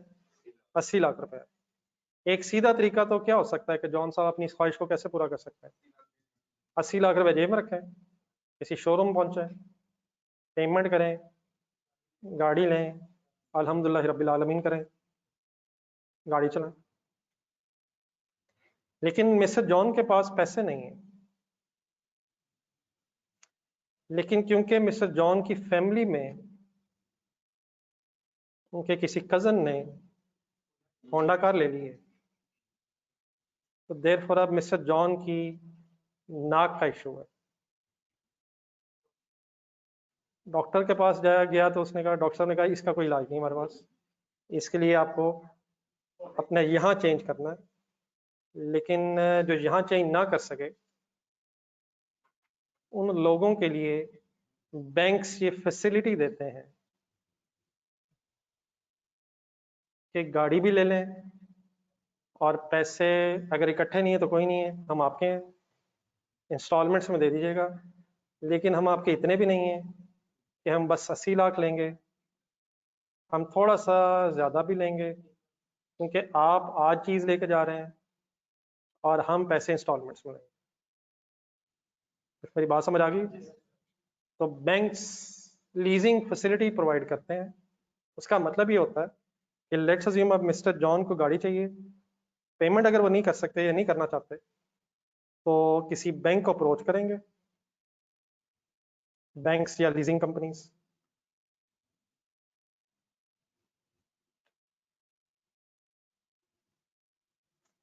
बैंक किस केस में क्या करेगा? बैंक इनिशियली खुद अब ये गाड़ी खरीदेगा। मेरी एग्जांपल समझ आ रही प्लीज? सॉरी अगर मजाक में मैं कहीं इधर उधर निकल गया, वापस आ जाए। मिस्टर जॉन को गाड़ी चाहिए, लेकिन वो खरीदना नहीं चाह रहे, वो बैंक के पास गए कि मुझे लीज करना है। अगर उनका एग्रीमेंट हो जाए आपस में तो होगा ये कि इनिशियली गाड़ी बैंक खरीदेगा। डेफिनेटली किससे खरीदेगा? किसी सप्लायर से खरीदेगा।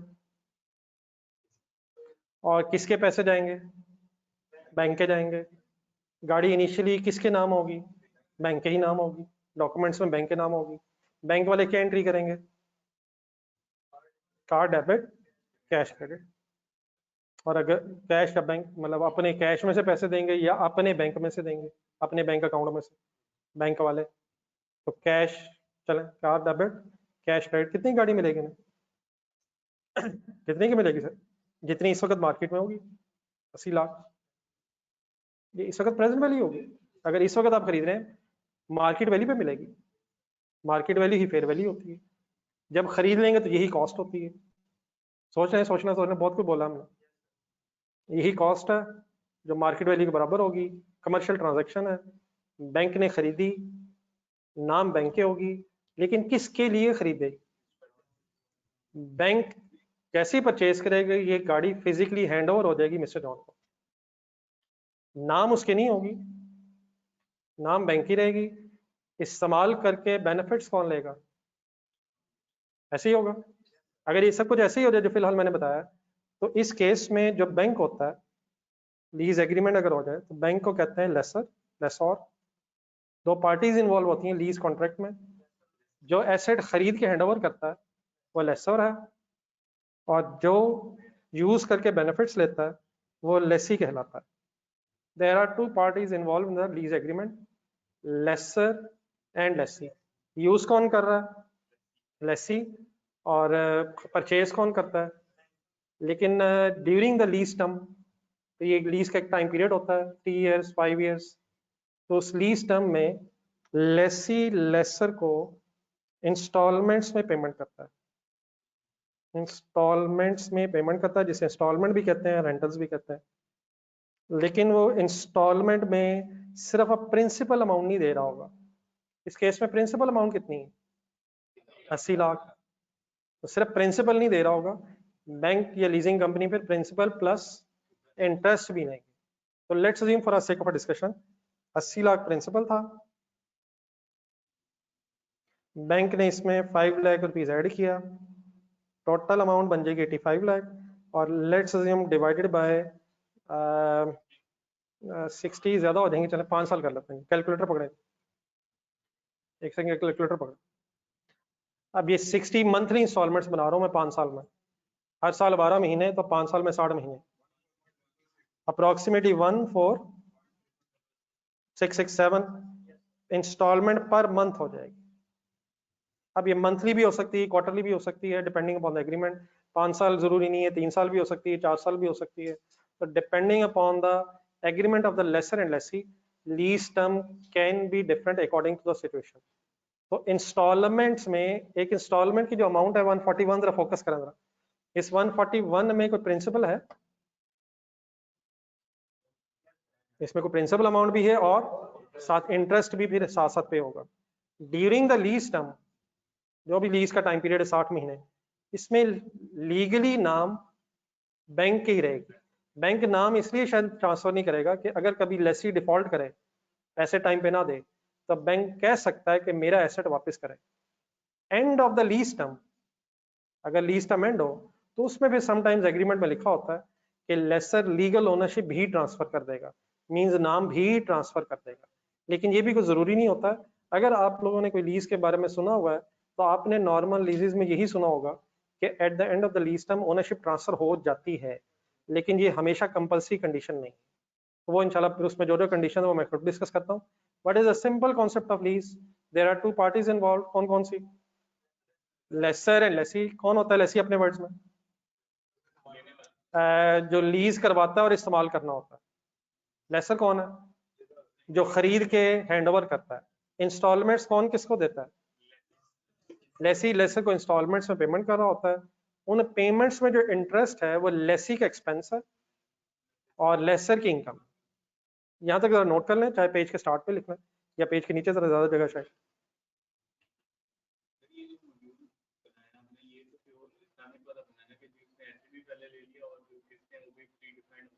असल में जो उसमें जो डिफरेंस है ना वो और नहीं, मैंने जो बताया ये कन्वेंशनल है।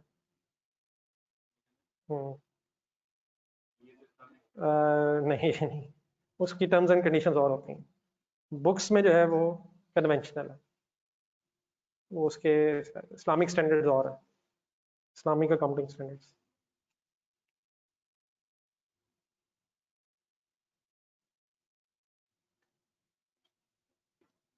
ये बड़ा इंस्टॉलमेंट्स किस्तें जिसे हम कहते हैं, अब तो बल्कि मेरा ख्याल है गली मोहल्लों में भी किस्तों की दुकानें, तो वो भी सारी लीजेज है अगर थोड़ा सा हम डेप्थ में जाकर सोचें। कुछ नहीं लिखा हुआ है असल में, जितने का हम इस्लामिक है उतने ऐसे फिर हमारी लीजेज इस्लामिक। आई होप कि मैं कुछ कह सकूं। जिस दिन हम सही इस्लामिक हो जाएंगे तो हमारे सारे मसाइल भी इस्लामिक हो जाएंगे। हम जितना कि इस्लामिक होना चाहते हैं उतना वो भी कर देते हैं। हमारा भी तो इस्लाम रमज़ान के फौरन बाद ही मगरिब के टाइम ही ख़त्म हो गया था। तो हमारे साथ तो यही अभी तक डिसाइड नहीं हो पा रहा कि नमाज रमज़ान में ही फ़र्ज़ है या रमज़ान के बाद भी फ़र्ज़ है। तो बस जिस तरह हमने कलमा पढ़ लिया है और देयरफॉर हम बख्शे बख्शाए हो गए हैं, तो उस तरह लीज ने भी थोड़ा सा कलमा पढ़ लिया है तो वो भी कहती है कि मैं इस्लामिक हो गई हूँ। तो मसाइल आहिस्ता आहिस्ता इंशाल्लाह क्लास में आपके साथ डिस्कस करूंगा। सारी दुनिया इस्लामिक हो जाए मैं तो तैयार हूँ, सब यही कह रहे हैं।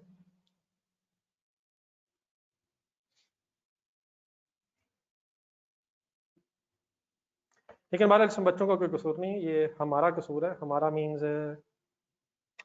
नहीं, हमारा मीन्स बड़ो जो जिनके बाल भी सफ़ेद हो गए, लेकिन कसूर आपका नहीं है, लेकिन आपको भी पता होना चाहिए ताकि कम से कम आपके बच्चे ये सवाल आपसे ना पूछें।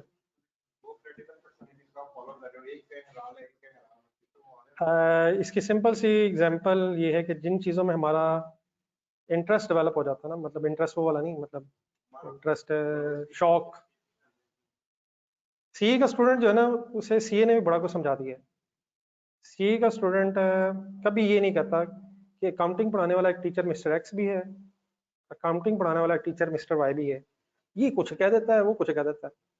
सीए वाला स्टूडेंट पिक कर लेता है कौन सा सही है और अंधा एतबार नहीं करता, क्योंकि उसे पता है मेरे कैरियर का मसला है।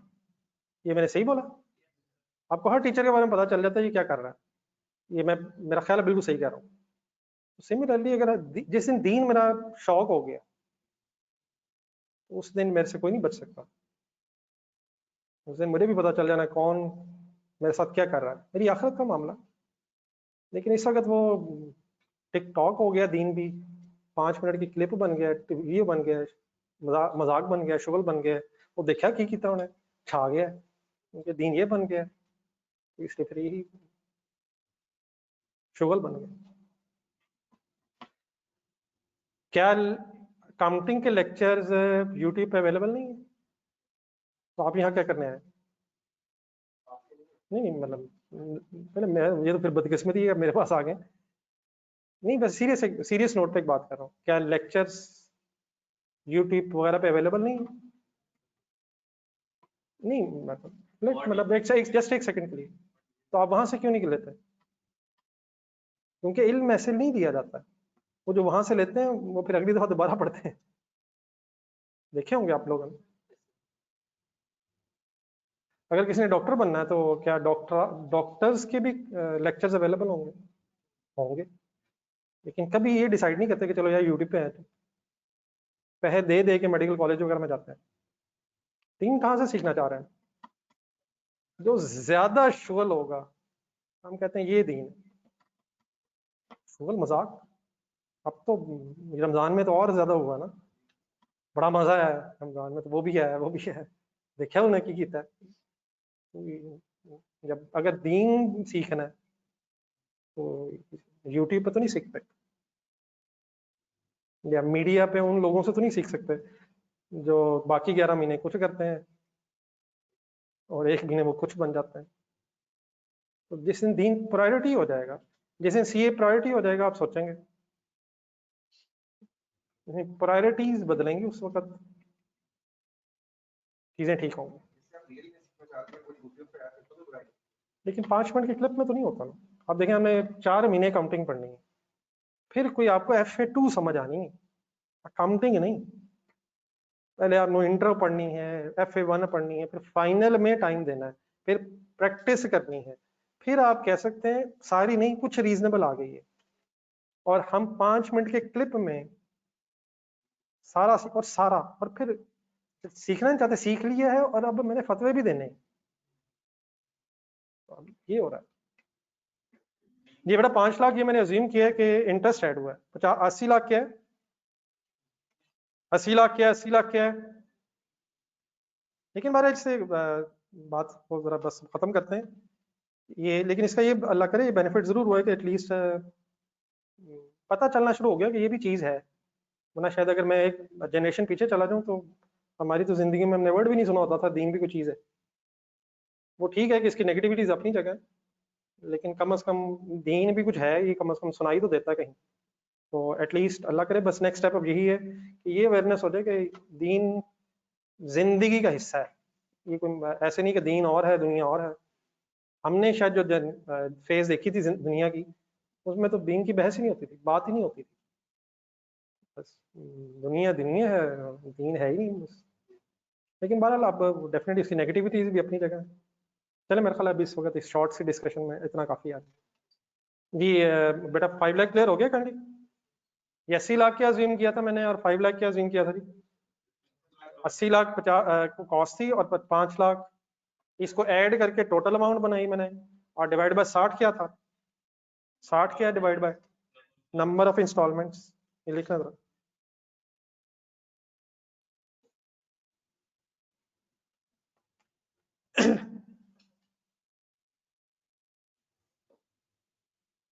जी, any confusion in this concept? जी ऑनलाइन स्टूडेंट सब क्लियर हो गया प्लीज? चलिए जरा थोड़ा सा उसकी डेफिनेशंस कम से कम पढ़ लें आज।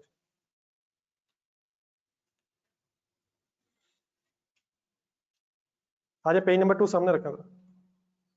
Anybody writing? नोट कर चुके? जी डेफिनेशन में आ जाए जी। सबसे पहले लीज क्या है? लीज इज अ कॉन्ट्रैक्ट, एक एग्रीमेंट है दो पार्टीज के दरमियान, दैट कन्वेज, इस कॉन्ट्रैक्ट की वजह से होता क्या है, right to use an asset, एक एसेट को यूज करने का राइट कन्वे हो जाता है। किससे किसको कन्वे हो जाता है, लेसर से लेसी को कन्वे हो जाता है एक एसेट को यूज करने का right for a period of time, lease term जिसे मैंने बोला था, पीरियड ऑफ टाइम का मतलब लीज टर्म, और इन एक्सचेंज फॉर कंसिडरेशन का मतलब मुआवजा, जिसे हमने शायद इंस्टॉलमेंट कहा था।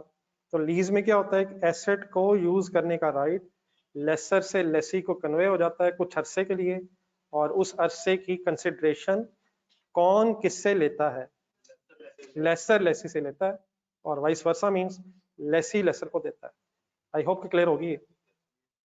फॉर एग्जांपल अब ये मैंने गाड़ी की सिर्फ एग्जांपल ली है, ये कोई भी प्रॉपर्टी प्लांट इक्विपमेंट की आइटम हो सकती है, कोई भी प्रॉपर्टी सॉरी हो सकती है, प्लांट एंड मशीनरी, व्हीकल्स हो सकती हैं, फर्नीचर की लीज हो सकती है, आजकल तो शायद मोबाइल्स भी इवन किस्तों पे हैं।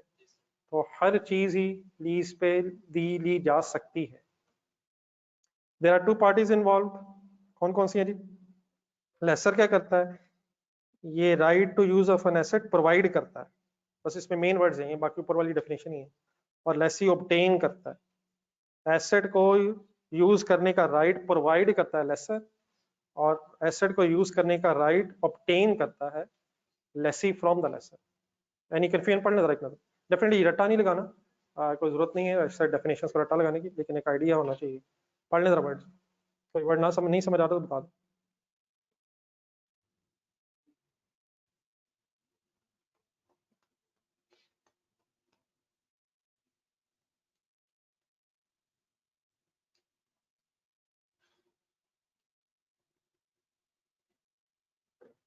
चलेगा सर, चले क्वेश्चन स्टार्ट करना है मेरा ख्याल है, लेकिन कल सही है, आज बस काफी इतना शायद। इंशाल्लाह भाई कल से क्वेश्चन स्टार्ट करेंगे, और कल से सीरियस स्टडी भी शुरू हो जाएगी। तो जुमा है लेकिन कल, तो क्लास अपने नॉर्मल टाइम पे स्टार्ट करेंगे, और मेरे ख्याल 1 बजे तक ठीक है क्लास, 1 बजे तक कंटिन्यू कर लेंगे, ठीक है इंशाल्लाह फिर कल मुलाकात होती है। तो आप बस यही ध्यान में रखें कि नॉर्मल टाइम ही है, मंडे सॉरी फ्राइडे का भी टाइम नॉर्मल ही है, बाकी जो थोड़ा सा कम करना होगा वो हम मिल के कर लेंगे करेंगे, बावजू लेकिन पढ़ा करें, ताकि यहाँ से सीधा FA2 बावजू पढ़ लेंगे ताकि सीधा मस्जिद में जाए। तो कल से इंशाल्लाह मैंने भी आपके साथ जाया करना है, तो मिल के ही जाया करेंगे। अल्लाह हाफिज़। किस टाइम वाला जुमा पढ़ते हैं वैसे? 3:30। चलें कल टाइम वाला पढ़ेंगे इंशाल्लाह। अल्लाह हाफिज़ जी। नहीं उसमें तो जो इस्लामिक होता है उसमें तो ओनरशिप ट्रांसफर हो जाती है शुरू में, लीगल ओनरशिप भी ट्रांसफर हो जाती है।